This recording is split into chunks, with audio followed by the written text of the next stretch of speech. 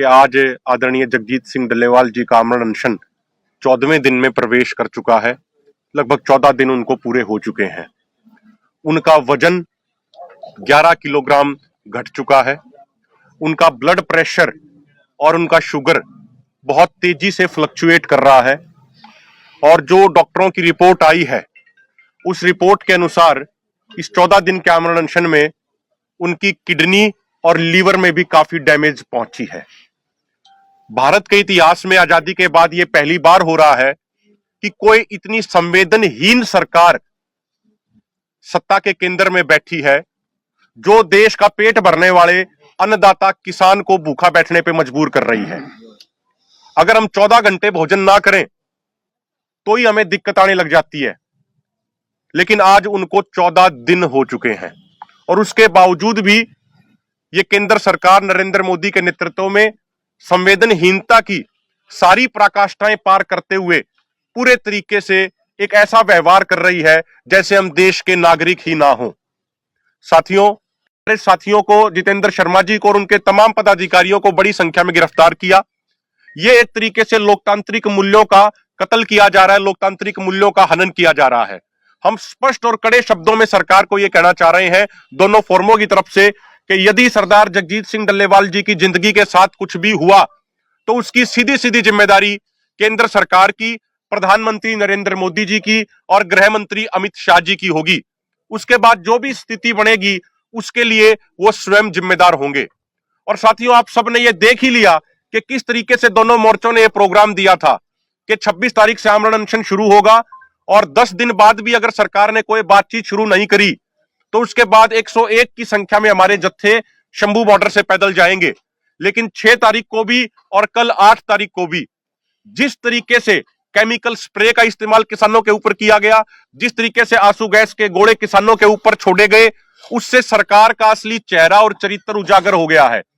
पिछले 10 महीनों से सरकार की यह बात सुनते सुनते हमारे कान पक गए थे कि भाई आप ट्रैक्टर ट्रॉली में ही क्यों आना चाह रहे हो, आप बिना ट्रैक्टर ट्रॉली क्यों नहीं आ रहे, आप बस में क्यों नहीं आ रहे, आप रेल में क्यों नहीं आ रहे, आप पैदल क्यों नहीं आ रहे।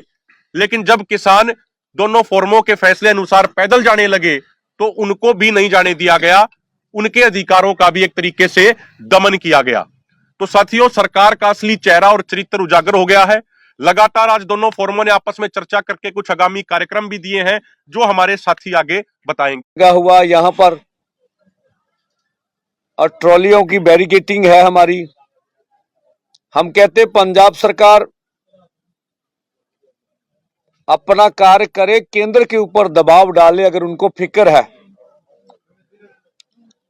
इधर दोबारा गलती ना दोहराए। अगर उनका दावा उनको किसी से कुछ लेना देना नहीं है, उनका ये कहना है कि हम किसी इंसान की जान बचाना चाहते हैं। आप किसी इंसान की जान बताने के काम करने के लिए दूसरों की जान लेनी पड़ेगी, जितना इतना घेरा है। यहां किसानों मजदूरों को क्षति पहुंचाए बगैर आप कोई हाथ डाल लेंगे, ये अपनी दिमाग से निकाल दें, ऐसा नहीं होने देंगे। दूसरा, आज खट्टर साहब बोल रहे थे कि दिल्ली जाने से कोई रोक नहीं है, अन्य वाहनों के ऊपर आ जाइए। जब मुख्यमंत्री थे खट्टर साहब तो पहले बोलते थे भी ट्रैक्टर ट्रॉली छोड़ दीजिए, चलकर आ जाइए। और इनके रवनीत बिट्टू जी बोल रहे थे भी हम स्वागत करेंगे चलने वाले किसानों का दिल्ली में। खेती मंत्री हरियाणा बोल रहे थे कि हम भी स्वागत करेंगे दिल्ली आने का।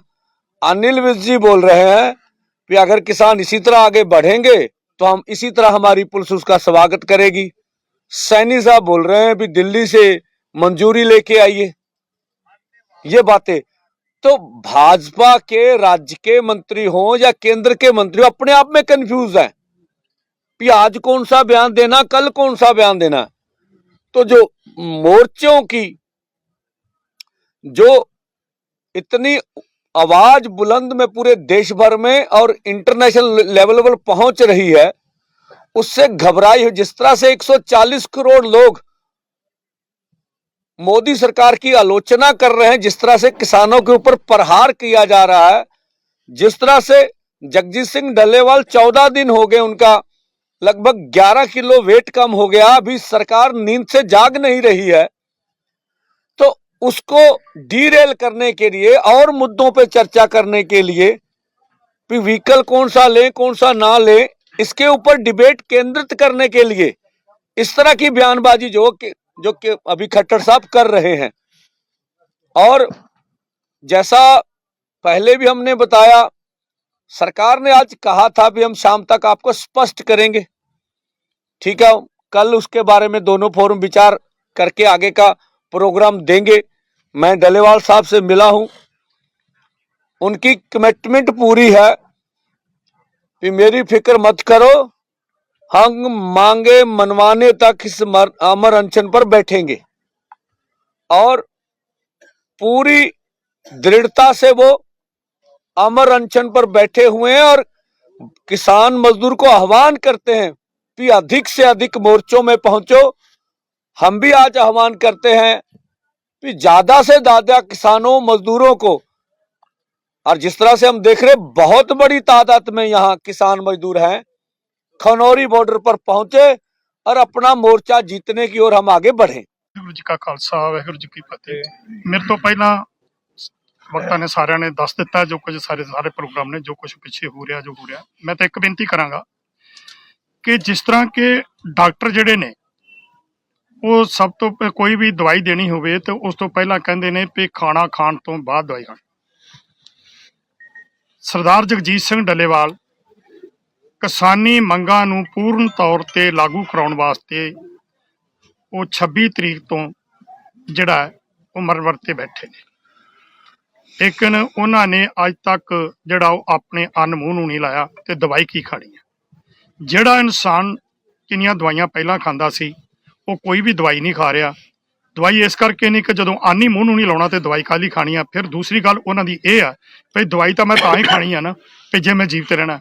ਤੇ ਜਦੋਂ ਮੈਂ ਆਪਣੀਆਂ ਇਹ ਹੱਕੀ ਮੰਗਾਂ ਮਨਾਉਣ ਵਾਸਤੇ, ਪੂਰਨ ਤੌਰ ਤੇ ਮਨਾਉਣ ਵਾਸਤੇ ਜਿੰਨਾ ਚਿਰ ਨਹੀਂ ਮੰਨੀਆਂ ਜਾਂਦੀਆਂ ਉਹਨਾਂ ਚਿਰ ਨਾ ਮੈਂ ਦਵਾਈ ਖਾਣੀ ਆ ਤੇ ਨਾ ਹੀ ਮੈਂ ਕੋਈ ਅੰਨ ਆਪਣੇ ਮੂੰਹ ਨੂੰ ਲਾਉਣਾ ਹੈ। ਸੋ ਜਿਹੜੇ ਦੇਸ਼ ਦੇ ਆਪਣੇ ਆਪ ਨੂੰ ਹੁਕਮਰਾਨ ਕਹਾਉਂਦੇ ਨੇ, ਦੇਸ਼ ਦੇ ਵਾਹਿਦ ਮਾਲਕ ਕਹਾਉਂਦੇ ਨੇ, ਉਹ ਅੱਜ ਕਿਉਂ ਸੁੱਤੇ ਹੋਏ ਨੇ ਵੀ ਇੱਕ ਆਦਮੀ ਤਿਲ ਕੱਟ ਕੇ ਤੇ ਉਹ ਆਪਣੀ ਜ਼ਿੰਦਗੀ ਜਿਹੜੀ ਦੇ ਰਿਹਾ, ਔਰ ਮੰਗਾਂ ਵੀ ਉਹ ਨੇ ਜਿਹੜੀਆਂ ਉਹਨਾਂ ਨੇ ਮੰਨੀਆਂ ਹੋਈਆਂ ਨੇ। ਇਹ ਤੇ ਦੇਸ਼ ਦੇ ਲੋਕਾਂ ਨੂੰ ਵਿਚਾਰਨਾ ਚਾਹੀਦਾ। ਔਰ ਜੋ ਦੇਸ਼ ਦੇ ਉਪ ਰਾਸ਼ਟਰਪਤੀ ਜੀ ਨੇ ਮਤਲਬ ਕਿ ਜਿਹੜੇ ਇਹਨਾਂ ਨੂੰ ਝੰਜੋੜਿਆ ਹੈ, ਅੱਜ ਕੀ ਹੈ ਉਸ ਪਾਸੇ ਵੀ ਧਿਆਨ ਨਹੀਂ ਦਿੱਤਾ ਜਾ ਰਿਹਾ। ਆਪਣੀਆਂ ਨਾ ਮੰਨੀਆਂ ਹੋਈਆਂ ਮੰਗਾਂ ਨਾ ਕਿਸੇ ਵੱਲ, ਨਾ ਮਾਨਯੋਗ ਸੁਪਰੀਮ ਕੋਰਟ ਵੱਲੋਂ ਜਿਹੜੇ ਉਹਨਾਂ ਨੂੰ ਹਦਾਇਤ ਕੀਤੀ ਜਾ ਰਹੀ ਆ, ਨਾ ਉਹ ਤੇ ਧਿਆਨ ਹੈ। ਸੁਪਰੀਮ ਕੋਰਟ ਵੱਲੋਂ ਜਿਹੜੀ ਨਿਯਤ ਕੀਤੀ ਕਮੇਟੀ ਆ ਉਹ ਤੇ ਵੀ ਕੋਈ ਧਿਆਨ ਨਹੀਂ ਦਿੱਤਾ ਜਾ ਰਿਹਾ, ਨਾ ਉਪ ਰਾਸ਼ਟਰਪਤੀ ਨਾ ਆਪਣੀਆਂ ਮੰਗਾਂ। ਸੋ ਉਧਰ ਧਿਆਨ ਦੇਣ ਦੀ ਉਹਨਾਂ ਨੂੰ ਲੋੜ ਹੈ। ਤੇ ਇਹਦੇ ਨਾਲ ਨਾਲ ਮੈਂ ਦੇਸ਼ ਦੇ ਸਮੁੱਚੇ ਲੋਕਾਂ ਨੂੰ, ਖਾਸ ਕਰਕੇ ਕਿਸਾਨਾਂ, ਮਜ਼ਦੂਰਾਂ, ਸਾਰੇ ਹੀ ਲੋਕਾਂ ਨੂੰ ਜਿਹੜੇ ਕਾਰਪੋਰੇਟ ਨੂੰ ਛੱਡ ਕੇ ਉਹਨਾਂ ਨੂੰ ਬੇਨਤੀ ਕਰਾਂਗਾ ਕਿ ਆਓ ਇਸ ਟਾਈਮ ਤੇ ਹੁਣ ਵਕਤ ਹੈ ਕਿ ਸਰਦਾਰ ਜਗਜੀਤ ਸਿੰਘ ਦੀ ਜਿਹੜੀ ਇਸ ਟਾਈਮ ਤੇ ਜਿਹੜੀ ਸਥਿਤੀ ਆ ਉਹ ਬਹੁਤ ਚਿੰਤਾਜਨਕ ਹੈ ਤੇ ਇਹ ਸਾਨੂੰ ਇੱਥੇ ਵੱਧ ਤੋਂ ਵੱਧ ਜਿਹੜਾ ਉਹ मोर्चे ਦੇ ਵਿੱਚ सहयोग देना चाहिए। कुछ पत्रकार साथियों ने पूछा था कि जो रोजाना 12 से 2 बजे तक डल्लेवाल साहब लगभग शाम तक ही स्टेज पे रहते थे, आज वो क्यों नहीं आए।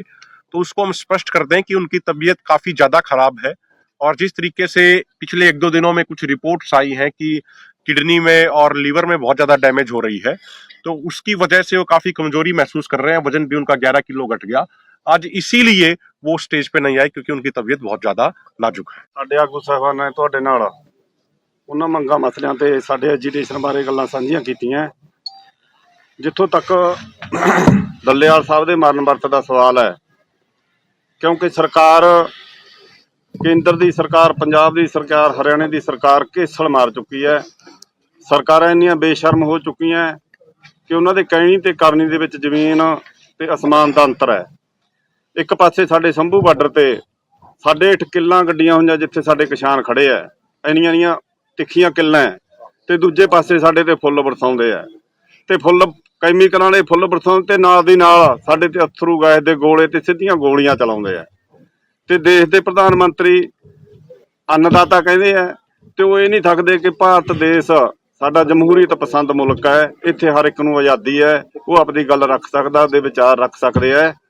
ਪਰ ਦੂਜੇ ਪਾਸੇ ਜਮਹੂਰੀਅਤ ਦਾ ਗਲਾ ਘੁੱਟਿਆ ਜਾ ਰਿਹਾ ਸਾਡੀਆਂ ਸਰਕਾਰਾਂ ਵੱਲੋਂ। ਹੱਕ ਸੱਚ ਦੀ ਆਵਾਜ਼ ਨੂੰ ਦਬਾਉਣ ਵਾਸਤੇ ਤੇ ਸਾਡੇ ਖੇਤੀਬਾੜੀ ਸੈਕਟਰ ਨੂੰ ਕਾਰਪੋਰੇਟ ਸੈਕਟਰ ਦੇ ਵਿੱਚ ਤਬਦੀਲ ਕਰਨ ਵਾਸਤੇ ਸਾਡੇ ਕਿਸਾਨਾਂ ਨੂੰ ਬਦਨਾਮ ਵੀ ਕੀਤਾ ਜਾ ਰਿਹਾ ਹੈ ਤੇ ਸਾਡੇ ਕਿਸਾਨਾਂ ਦੇ ਉੱਤੇ ਜ਼ੁਲਮ ਢਾਹੇ ਜਾ ਰਿਹਾ ਹੈ ਕੇਂਦਰ ਦੀ ਸਰਕਾਰ ਵੱਲੋਂ। ਇਸ ਕਰਕੇ ਅਸੀਂ ਭਰਮ ਕੱਢਣਾ ਚਾਹੁੰਦੇ ਹਾਂ ਸਰਕਾਰਾਂ ਦਾ ਕਿ ਅਸੀਂ ਮਿਹਨਤ ਕਰਨ ਵਾਲੇ ਲੋਕ ਉਹ ਜਮਾਤ ਦੇ ਵਿੱਚੋਂ ਆ ਕਿ ਅਸੀਂ ਮਰਨ ਵਰਤੇ ਬੈਠੇ ਵੀ ਆਪਣੀਆਂ ਜ਼ਿੰਦਗੀਆਂ ਕੁਰਬਾਨ ਕਰ ਸਕਦੇ ਹਾਂ। ਅਸੀਂ ਸਿੱਧੀਆਂ ਤੁਹਾਡੀਆਂ ਗੋਲੀਆਂ ਵੀ ਜਰ ਸਕਦੇ ਹਾਂ ਹਿੱਕਾਂ ਦੇ ਉੱਤੇ, ਅਸੀਂ ਅਥਰੂ ਗੈਸ ਦੇ ਗੋਲੇ ਵੀ ਤੁਹਾਡੇ ਜਰਾਂਗੇ। ਅਸੀਂ ਤੁਹਾਡੇ ਜ਼ਬਰ ਦਾ ਸਬਰ ਨਾਲ ਮੁਕਾਬਲਾ ਕਰਾਂਗੇ, ਕਰਦੇ ਆ ਰਹੇ ਹਾਂ ਤੇ ਆਉਣ ਵਾਲੇ ਸਮੇਂ ਦੇ ਵਿੱਚ ਵੀ ਕਰਾਂਗੇ।